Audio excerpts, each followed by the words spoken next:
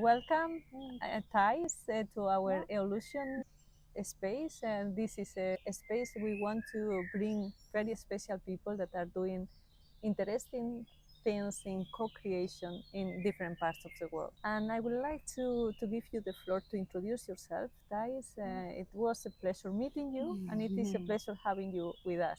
Yeah, thank you for the invitation as well. I think we're exchanging and learning from each other.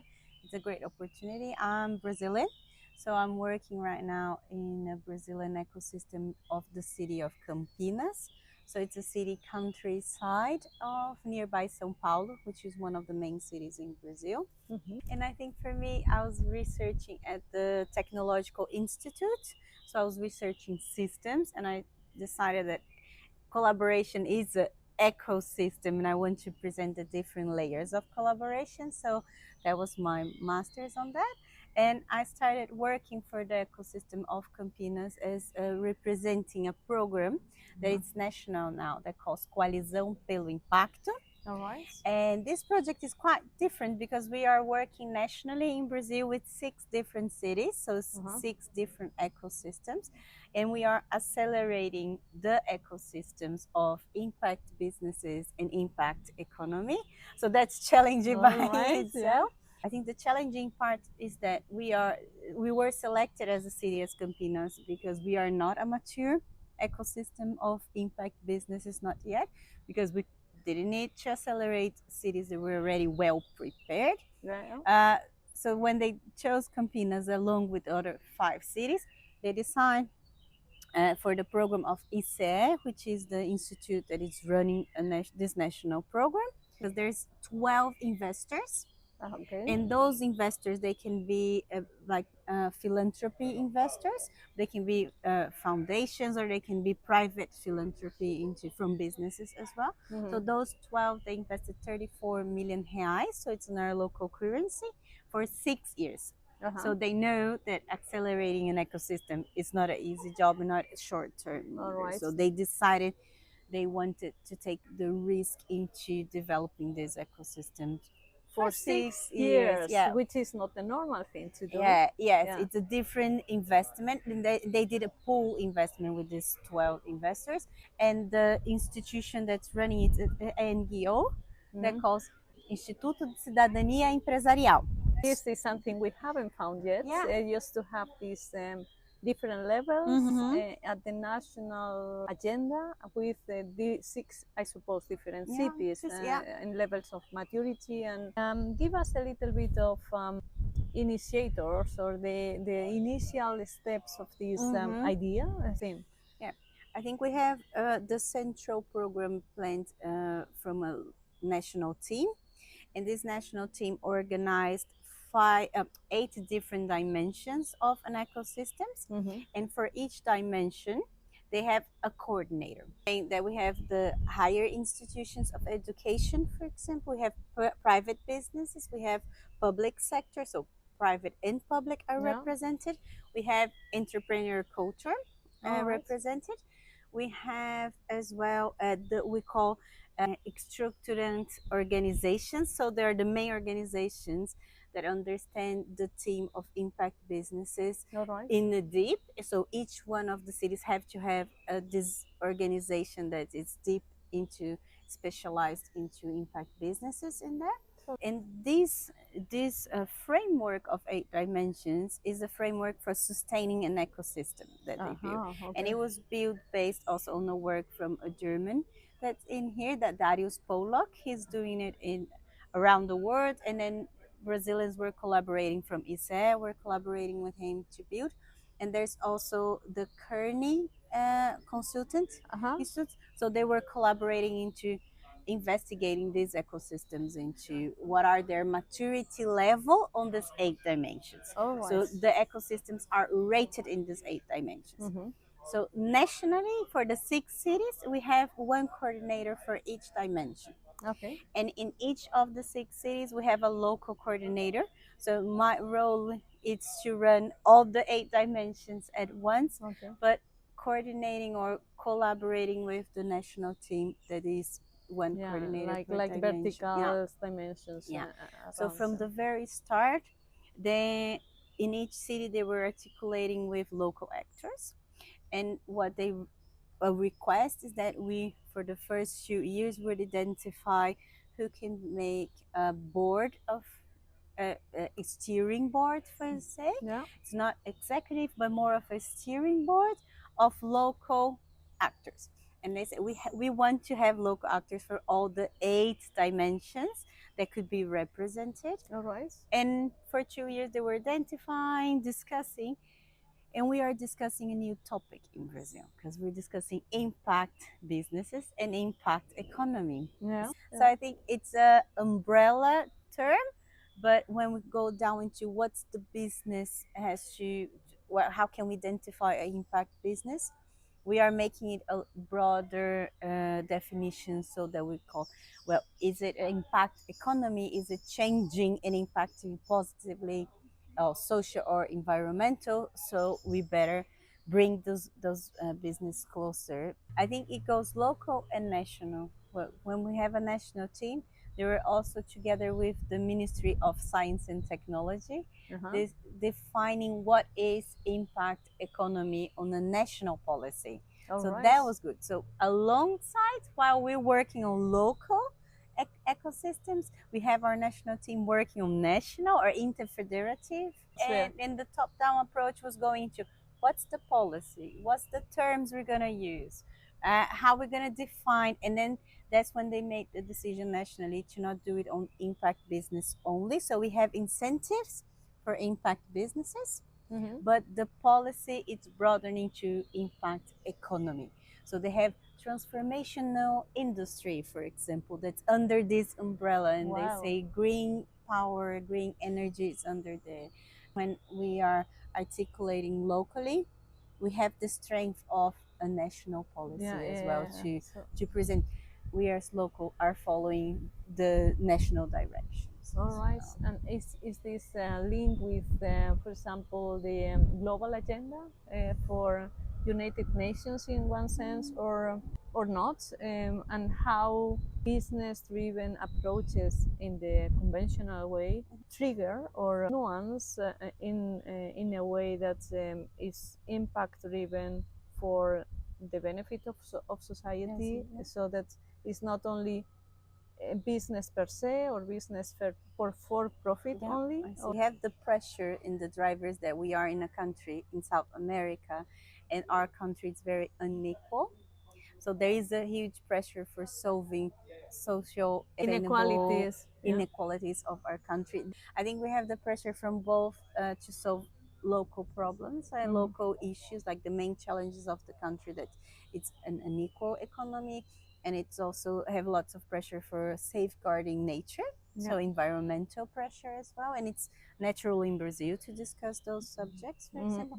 And it is a widespread consensus that business are also part of the solution. They cannot be just part of the problem. They have to build solutions. So impact businesses, I think, for entrepreneurs are natural for them to be entrepreneurs on their local communities to change something on their paths. So business have the co-responsibility to build the solutions now, because even major industries, private sector should be the ones also to give incentives and to support local businesses, smaller entrepreneurs and new startups on that. If we have to say this started at this moment with these people.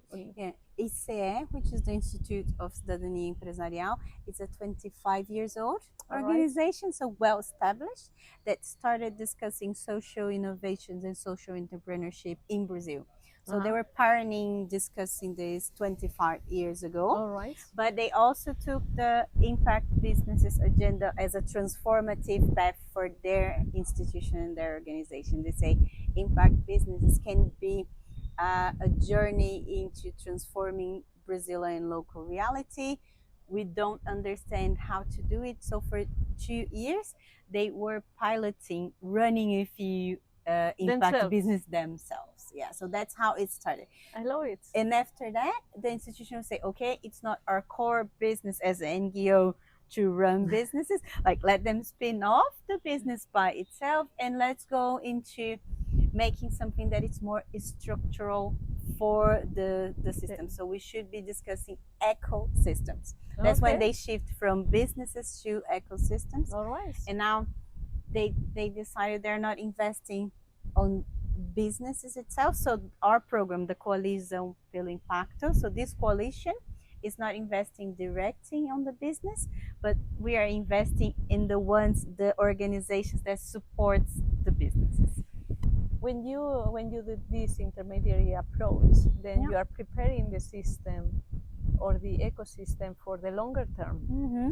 So we can see here in this case that the number of years for the initiative is longer than normal, that the normal project that is from 2 to 4 years. You are getting the people or the institutions for preparing the ecosystem to run after that finish, right? So which is linked with my following question. So how are you envisaging this step out of the 6 year?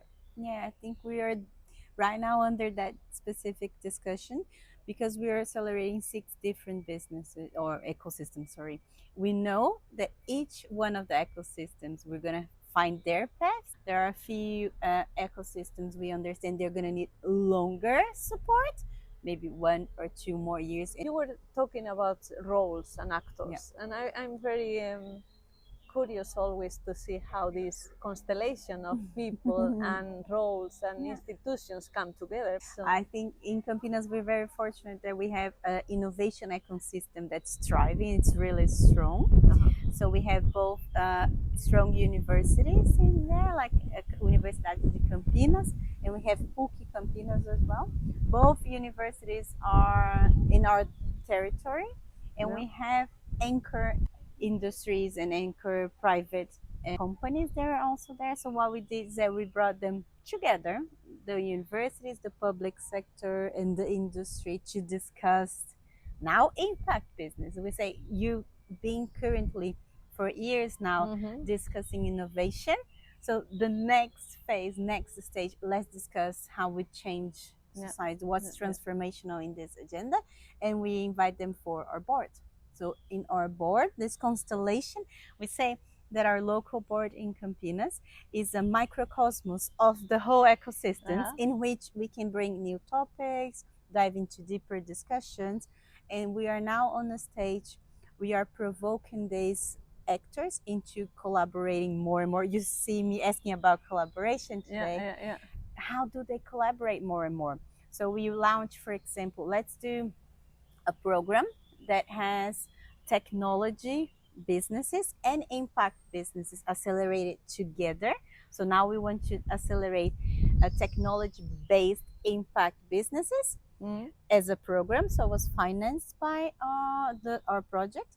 And then we say, but we want you from our board to collaborate. So we need 2 or more institutions proposing together an accelerator program. All right. How is the acceptance and the resistance to this? Because I think it's a mindset shift for society, for the whole thing. I think they were provoked at the start.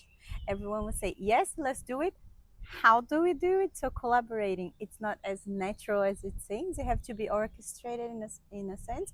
And I think it was a good push to provoke them. Yeah, now how to do it. Now you co-construct on how to do it. It's still, there was a split. So we had 2 institutions sending a proposal together. We had 8 other institutions building another proposal together. So there was multiple proposals. So for the so call, it was a competition. It was still a competition for a share proposal. So that then that they triggered. still did it as a competition, and we said but that's okay. We need that. And now we're running this program. We just started this semester in 2025, and there's 2 institutions, local institutions, running the program together. And as the coordinator of the process, I said it was great because it put good pressure into how to work together, how to collaborate and work together. But it's still, as an orchestrator, on behind the scenes, we are managing why is that this is the one chosen when there's 8 other companies or institutions working together on the other side? So even if we're pushing them to work in a more collaborative approach, we see that the pattern and the mainstream is still competitive. Yeah, Very yeah. competitive. Yeah. Yeah, we are not still there as humanity, as society, No. at the different levels. So I suppose you have some discussion on what is the win-win for doing this. I think because we're talking about impact businesses, we say the win-win-win. There is a bigger picture in that at the end, society has to change, and we say the challenges are very big. We have local challenges in Campinas that in our environment that should be addressed. So we say it's not only about the institutions; it's about the bigger picture and the win-win-win that the whole environment and society should take a benefit from what we're doing in here. So I think that's common language. So when we say we're doing something bigger and we're doing things differently, we're strengthening those organizations that we call the structural organizations for them to take on that role on the long run, because they already are the specialists on the topic or the agenda of impact businesses. So we want them to take the role of, all right, we are now orchestrating, and we still want to have a board long run as well. So we hope the board or this governance of having a board and having the orchestrators as institutions, they're not persons but institutions, could be a more structural sustainable for long run. For local governance. And do you think this can be upscaled to other cities in Brazil or to other settings somewhere in the world? I think there's a lot of lessons learned from the process. It's like 6 years also of environmental and ecosystem acceleration in here. So we expect to systemize all the learnings and all the process that we did alongside what worked and what didn't work. And I think right now we're having what we call a knowledge management team that is processing all the informations and the learnings and metrics and how can we make it into a more systematic process. And there is the possibility that the project will have a second round with different cities, maybe even broadening to regions. And the discussion is, do we go into new cities? Do we make a project 2.0 with the same cities, next level of collaboration? So we there don't is a know. lot of Possibilities. and also question marks that comes with the process. I mean, when you are piloting something that is so different and so bold, I think, in a way. And as a coordinator of one of the cities and connected with the other cities, so what are the difficulties and the obstacles that you are finding in the way? Because for sure there will be. I think for me, it's still orchestrating an ecosystem in which actors are that strong and still into the mindset of competition and a competitive ecosystem. It's something that's naturally or constantly it's my role to trying to shift. So we have now brought the entrepreneurs into the center of the process, because on the first round of our board we didn't have entrepreneurs, so their voice was missing. And then there was a big alert. We say what we're doing here, it's for the entrepreneur of impact business to be supported, but we don't have their voices in here. So we invited entrepreneurs, and we invite 2 institutions or 2 organizations that represent what we call the marginalized entrepreneurs of our own city of Campinas. So these 2 institutions are bringing their voice, and once they are inside our boards, there's a huge shift in there, because they say, we don't speak the same language as innovations. We speak different language. We don't understand. We don't feel welcome in this space. So as a coordinator, the challenge then was opening the floor and sustaining a campus of let's embrace. So it is a matter of language, it is a matter of needs, matter of place that you are starting from in this collaboration and competition, of course. and also a matter of understanding the whole ecosystem in a more integrated way or inclusive way, right? Yeah. We are really very happy that we can be part of your voice to the world. To really bring the added value that you are bringing. I'm constantly in contact with these businesses as well, and we're saying they are impact businesses, so we expect them to demonstrate they are making the difference. So most of the time when they're very young or early start business, and they don't have the impact yet, we are constantly like mentoring and provoking them to please demonstrate your impact, because your stories in your cases are the ones we want to tell. That's very important, the impact. So can I ask you for an example of this narrative? So how the program and the whole initiative is making an impact in a concrete example? Yeah, I think we have, when we brought the entrepreneurs into our board, we had a local entrepreneur. She was a woman entrepreneur, and she was working with circular economy of organic.